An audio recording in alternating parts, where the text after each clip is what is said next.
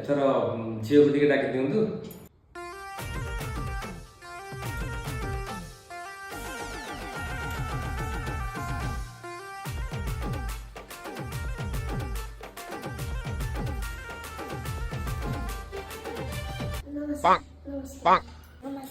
ହେଲା ହେଲା ଇଏ ମା ନାଁଟା କଣ ଯେ ତମର? ମା ନାଁଟା କହିଲନି ଯେ, ମା ନାଁଟା କଣ ଯେ ତମର?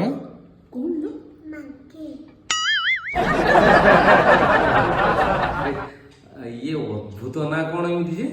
ଆଜ୍ଞା ମୁଁ ବି ଟିକେ ଅଦ୍ଭୁତ। ମା ରୋଷେଇ କରି ଜାଣିଛ? ହଁ ଦେଖ ସବୁ ଜାଣିଛି।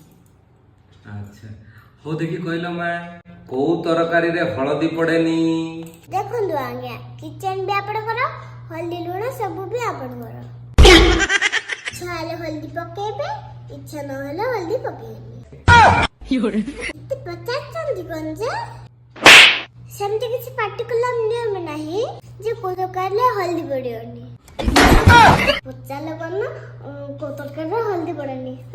ପଚାରିବା ଯଦି ଅଛି ପଚାର, ମତେ ଲିଷ୍ଟ କରି ଆସିଲେ ପଚାର।